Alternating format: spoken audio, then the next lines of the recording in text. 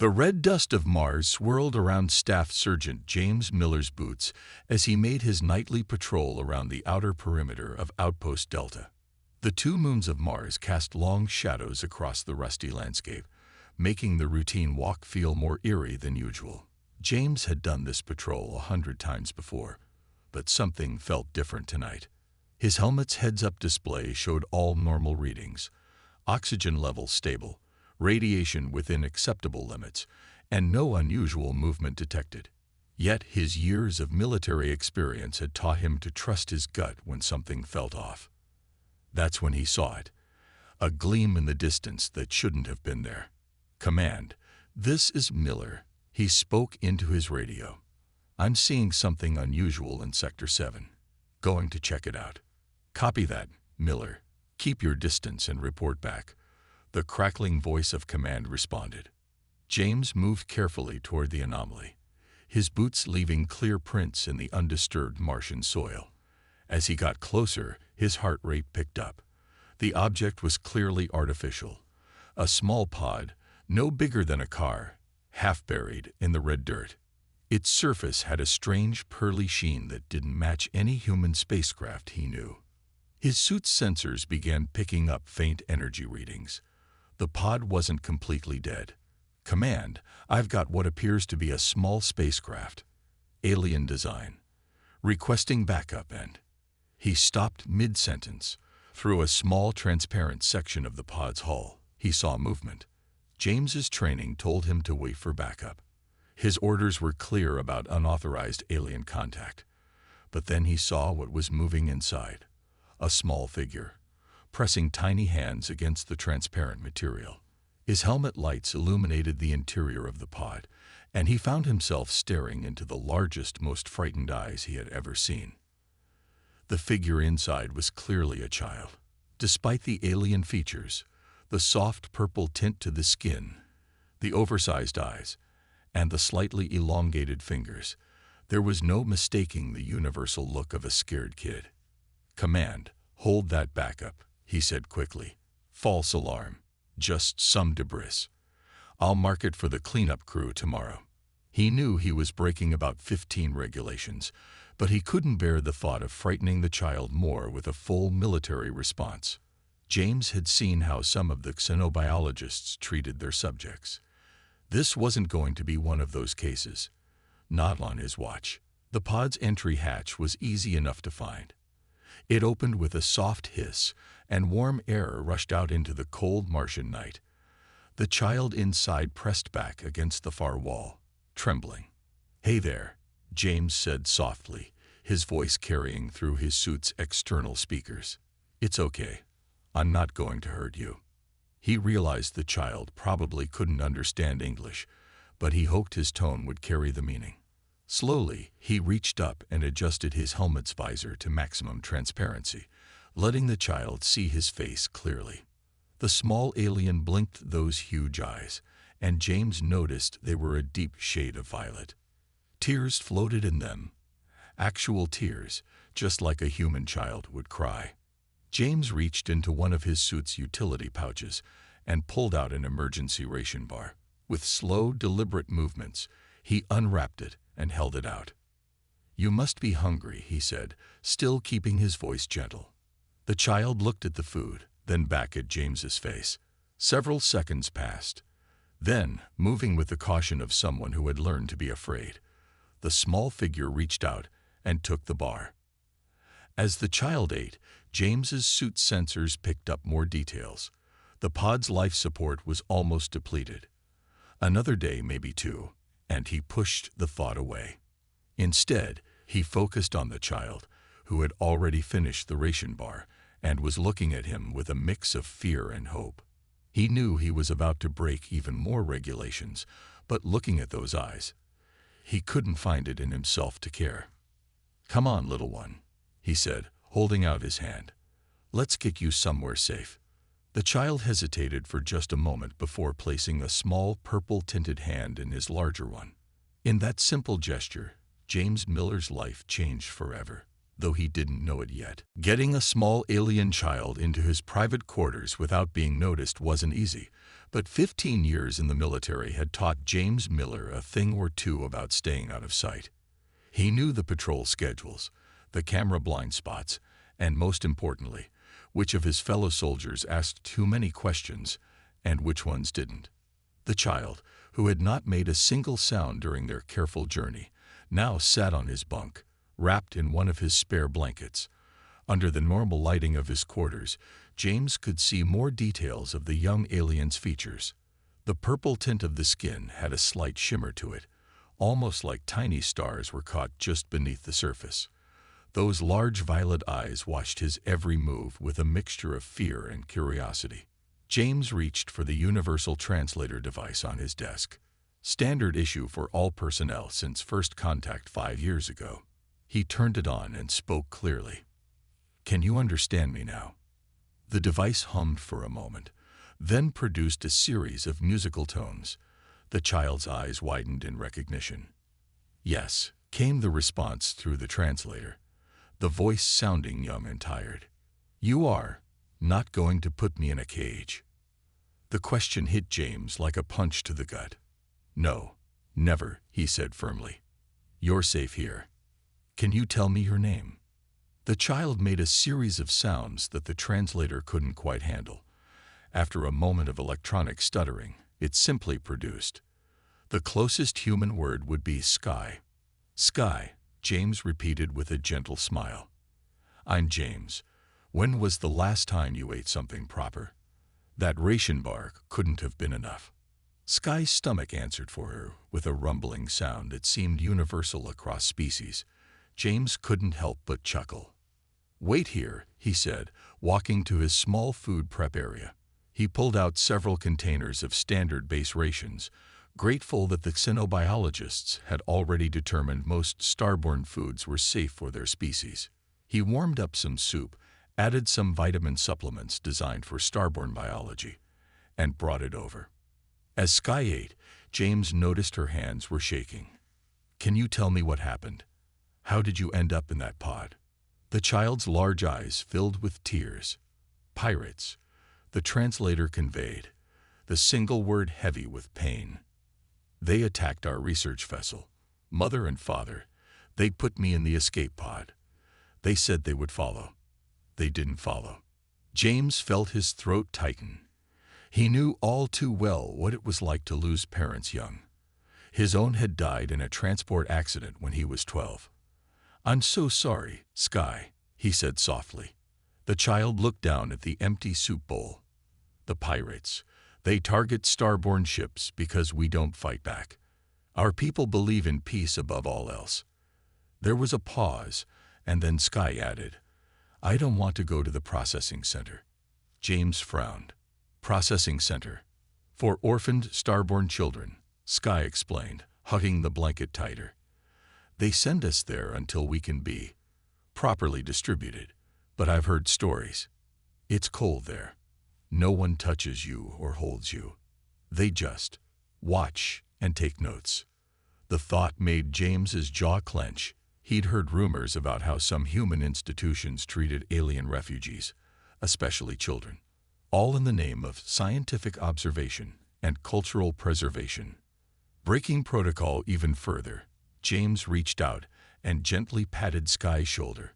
The child tensed at first, then slowly relaxed.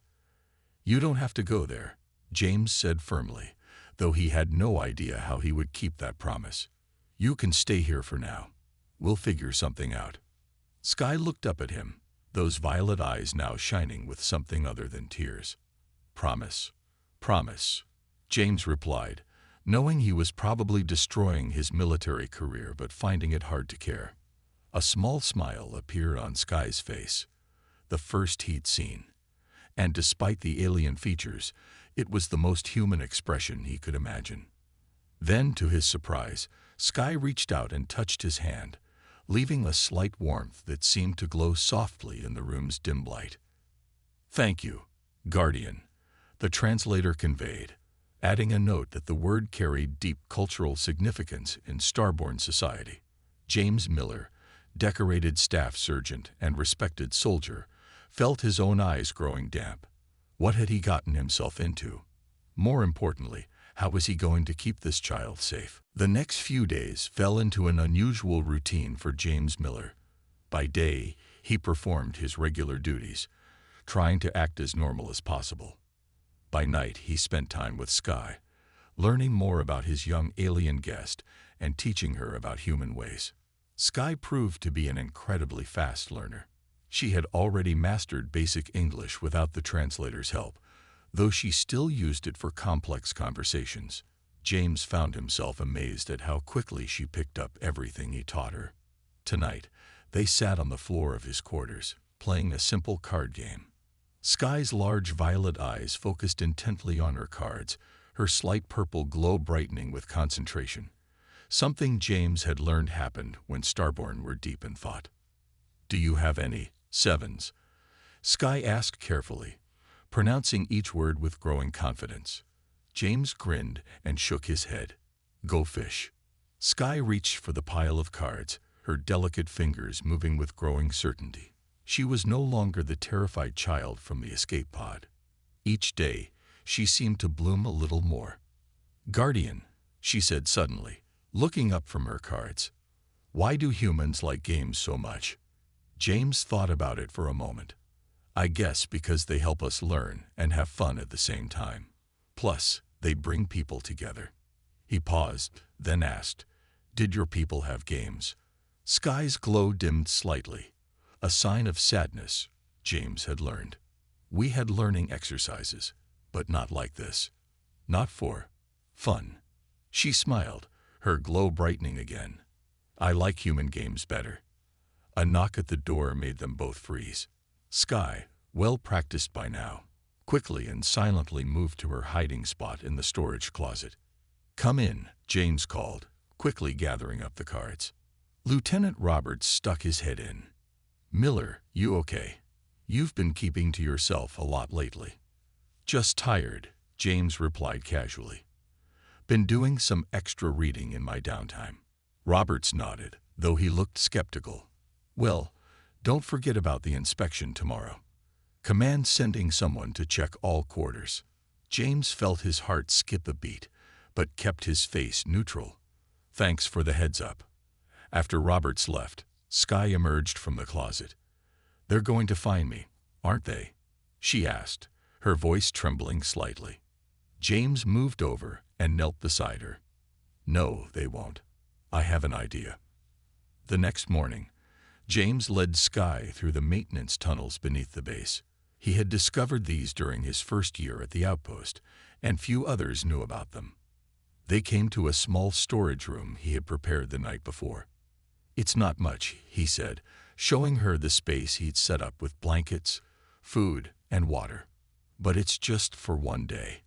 I'll come get you as soon as the inspection is over." Skye looked around the room, then back at James. "You're going to come back, right?" The fear in her voice made his chest tight. "Of course I am. Here." He pulled out a small device from his pocket, a basic communicator he had modified. "If you need me, just press this button. I'll hear it and come running." Skye took the communicator, then did something unexpected. She reached up and touched his forehead with her small hand. A warm, gentle light passed between them. "What was that?" James asked, surprised. "A starburn blessing," she explained. "It means you are family now."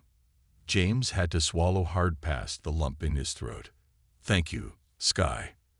As he made his way back to his quarters to prepare for the inspection, James thought about how much his life had changed in just a few days. He had always been a good soldier, following orders, keeping his head down. Now here he was, hiding an alien child, breaking numerous regulations, and somehow feeling more right about it than anything he'd done before. In his pocket, he felt the warm weight of the communicator's twin. He smiled, thinking of Skye's blessing.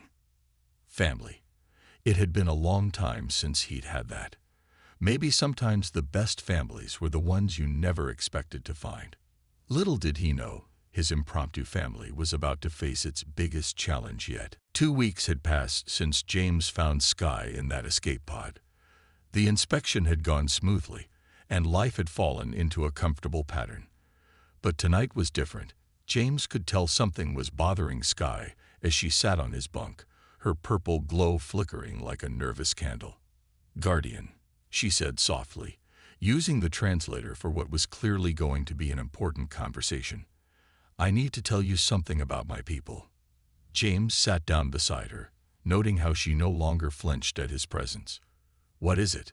Sky's large violet eyes seemed to shimmer with unshed tears. "In Starborn culture, we have a law. A very old law." She paused, her small hands twisting in her lap. "When a child loses their parents, they must be given a new forever guardian within 1 lunar cycle. If not," her voice trembled. "If not what?" James asked gently. "If not, they are sent to the far colonies. Alone. It's our way of making sure no child grows up without proper guidance." Sky's glow dimmed to almost nothing. "My time is almost up." James felt his heart sink. "How long do you have?" 3 Earth days, Sky whispered. "Guardian." "James." She looked up at him, her eyes full of hope and fear. Would you be my forever guardian?" The question hung in the air between them.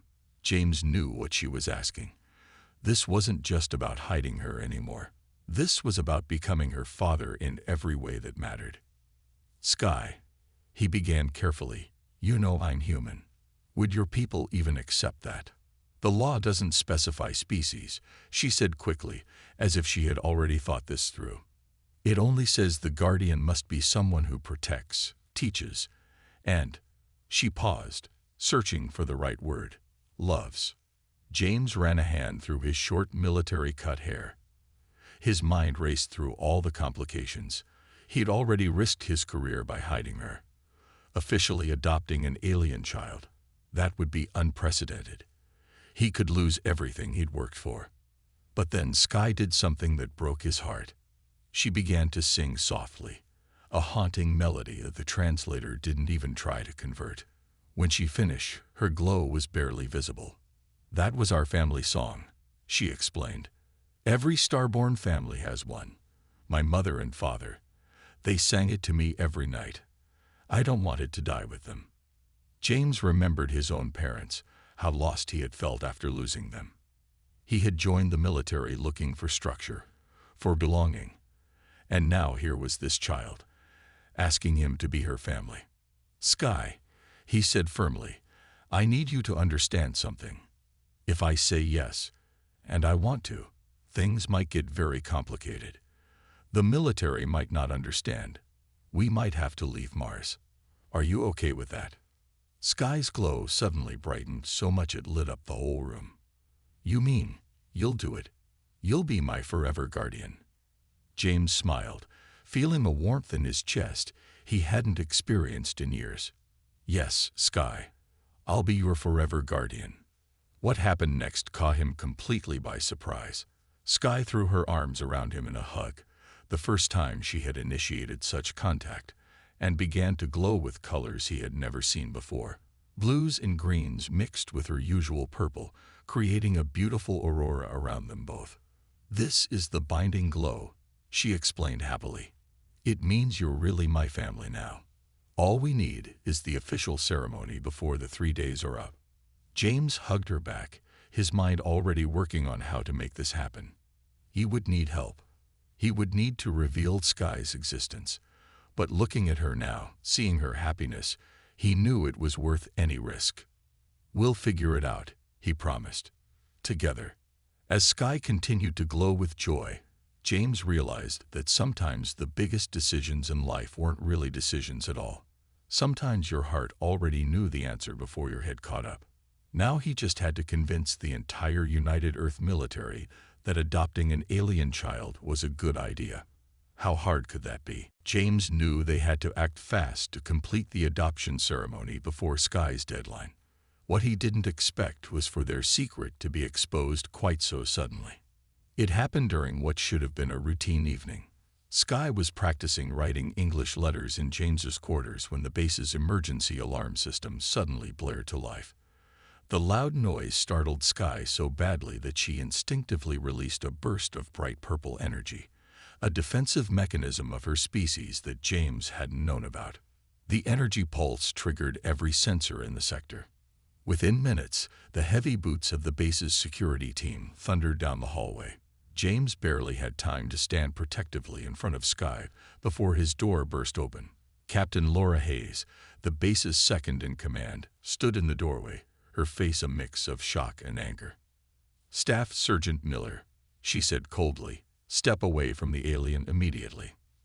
Sky clutched James's uniform from behind, trembling.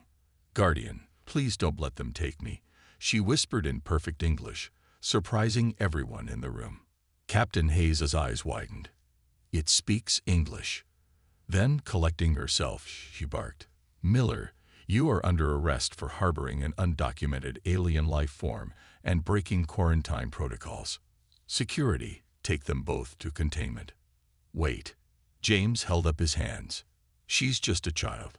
She needs protection, not containment. Her parents were killed by pirates. I found her nearly dead in an escape pod." "The escape pod?" Captain Hayes frowned. "The one you reported as debris 2 weeks ago." "Yes." James stood his ground. "I couldn't let her go to a processing center. They treat children like lab specimens there." More officers had gathered at the door, along with several curious base personnel. Sky's glow had dimmed to almost nothing, but she hadn't let go of James's uniform. "This is a serious breach of protocol, Miller," Captain Hayes said. "The base commander will have to be informed." As if on cue, Commander Richards appeared at the door. His presence made everyone stand straighter, except for Sky, who only held onto James tighter. "Well," the commander said, looking at the scene before him, "this explains the unusual energy readings we've been detecting." He turned to James. "You realize this could end your career, Miller." Before James could answer, Sky stepped forward. Her small form seemed to gather strength as she addressed the commander directly. "Please," she said clearly, her voice carrying in the quiet room. "Guardian James saved my life. He has been teaching me, protecting me, caring for me." Her glow began to strengthen. "In 3 days, I must have a forever guardian, or by my people's laws, I will be exiled. James has agreed to be my father." The room fell silent. Commander Richards studied Sky with intense interest. "You're asking for legal adoption?" "Yes," Sky replied. "And I have information about the pirates who killed my parents. They're targeting starborn research vessels. I can help you stop them." The commander's eyebrows rose. He turned to Captain Hayes.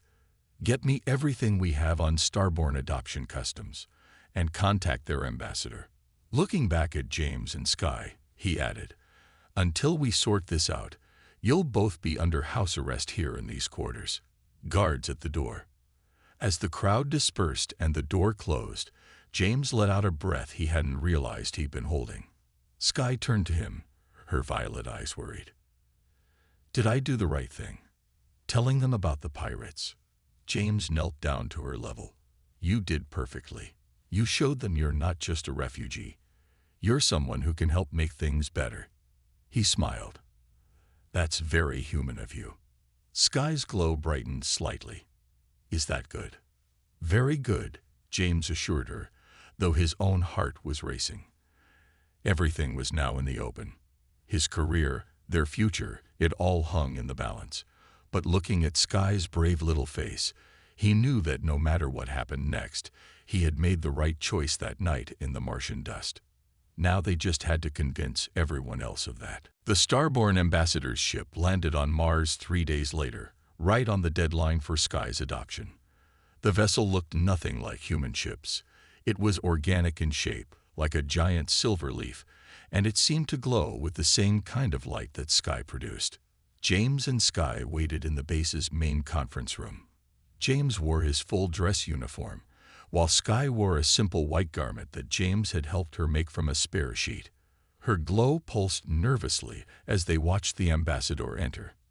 The starborn ambassador was tall, nearly 7 feet, with the same purple-tinted skin as Sky, but marked with swirling patterns that seemed to move. Unlike Sky's violet eyes, the ambassadors were a deep blue that reminded James of Earth's oceans. "I am first light of the morning stars," the ambassador announced through a translator. Then, seeing Sky, the tall alien's expression softened. "Little one, you have caused quite a stir." Sky stepped forward bravely. "Honorable First Light, I request recognition of my chosen forever guardian." She gestured to James. "He saved me. He protected me. She paused, her voice becoming smaller. "He loves me." The ambassador turned to James, those deep blue eyes studying him intently. "Human, do you understand what you are asking? To become a forever guardian is not a simple matter of paperwork. It is a soul bond that cannot be broken." "I understand," James replied firmly. "And I want this. Sky is already my daughter in my heart." Commander Richards, who had been quietly observing, spoke up. "Ambassador, we understand this is unprecedented, but Sergeant Miller has shown exceptional." The ambassador raised a hand, cutting him off. Then, to everyone's surprise, he began to laugh. The sound was like wind chimes in a gentle breeze. "Unprecedented. First Light's translator conveyed, perhaps in your records, but in ours." The ambassador's glow brightened. "Did you know that 5,000 years ago, when our people first ventured into space, we were saved from extinction by another species? They became our guardians until we could survive on our own. This is why our adoption laws do not specify species." The room fell silent. Sky's glow brightened with hope. "In fact," the ambassador continued, "what James Miller has done, protecting a child in need, keeping her safe, teaching her, loving her, this is the very essence of what we consider guardian material." First Light turned to Commander Richards. "Your soldier has not broken our laws. He has fulfilled them in the most profound way possible." Commander Richards looked stunned. "But our regulations can be adapted," the ambassador finished, "just as your soldier adapted to care for one of our children. Perhaps it is time for both our peoples to learn from each other." First Light's glow created beautiful patterns in the air. "I propose this. Let this adoption stand as a symbol of cooperation between our species. Let it be the first of many bridges between our cultures." James felt Sky's small hand slip into his. He squeezed it gently. Commander Richards looked thoughtful. "This could be a valuable diplomatic opportunity," he said slowly. "But what about the pirates Sky mentioned?" The ambassador nodded gravely. "Yes, the child's information has already proved invaluable. We have located 3 pirate bases using the data from her escape pod.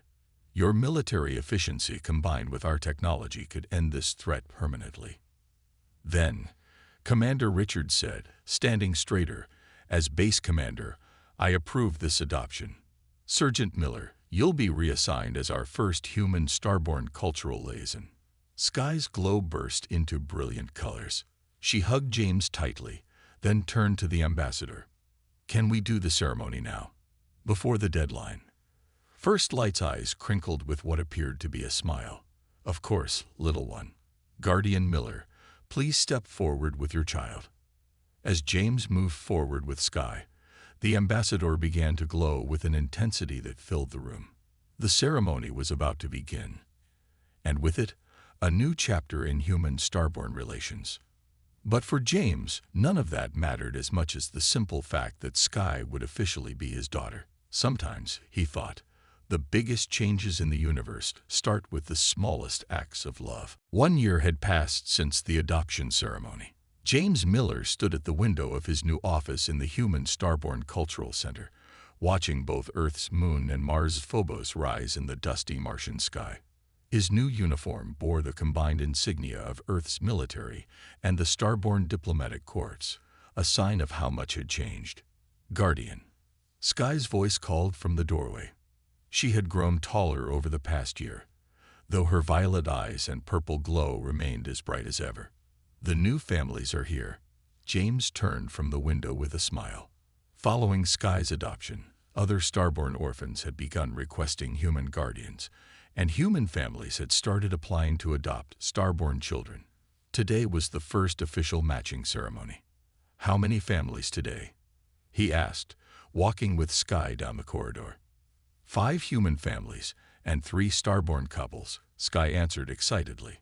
Her English was perfect now, though she still sometimes sang in her native language, especially when teaching her family song to James. "And guess what? Tommy from my class is getting a starborn sister today." The Cultural Center's main hall had been decorated with both human and starborn symbols. The human family sat on one side, looking nervous but excited, while the starborn couples glowed with gentle anticipation on the other. In the middle of the room, 7 children, 4 starborn and 3 human, waited to meet their new families. Ambassador First Light nodded to James as they entered. "Cultural Liaison Miller," the ambassador greeted him formally, then smiled. "Your daughter's program has exceeded all expectations." It had been Sky's idea to create the Cross-Species Adoption Initiative. She had worked with James to design protocols that would protect both human and starborn children, while honoring both cultures' traditions. The success rate had been perfect. Every matched family had bonded successfully. "The children chose their families themselves," James replied modestly. "We just helped them find each other." Sky moved to stand with the other children who would help with today's ceremony. She had become something of a celebrity among both species.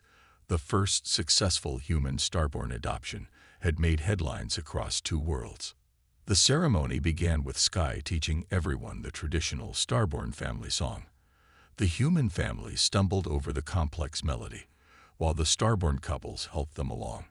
There was laughter, a sound that needed no translation. As James watched each child meet their new family, he remembered his own ceremony with Sky. The soul bond the ambassador had mentioned turned out to be real. He could sense Sky's feelings now, a warm presence in his mind that felt as natural as breathing. One small human boy walked nervously to a starborn couple whose glow brightened as he approached. The boy gasped in wonder as their light surrounded him in welcome. A young starborn girl met her human parents with a formal bow, then broke into a very human grin when they hugged her. "Guardian," Sky whispered, returning to James's side after the last match was made. "Remember when you found me in that escape pod?" "How could I forget?" James put an arm around her shoulders. "I was so scared then. I thought I had lost everything." Sky's glow pulsed with emotion. "But instead, I found something new. And now we're helping others find their new families too." James looked around the room at the newly formed families. Human and starborn, different species but bound by love. The pirate threat had been eliminated through joint human-starborn operations. Trade between the species was flourishing, and it had all started with one scared soldier deciding to help one lonely alien child. "Sky," he said softly, "you taught us all something important. Family isn't about what planet you're from or what color you glow. It's about love." Sky hugged him tightly, her glow brightening to its highest intensity. Above them, through the center's dome, Earth's moon and Mars's Phobos shone together in the darkening sky. Different worlds moving in harmony. "No, Guardian," Sky replied, her voice full of happiness. "We learned that together, and now we get to help others learn it too." James smiled, holding his daughter close. Sometimes the biggest changes in the universe didn't come from grand plans or mighty armies. Sometimes they came from simple acts of kindness, from seeing past differences to the heart beneath. And sometimes they came from a soldier and an alien child who just needed each other. The end.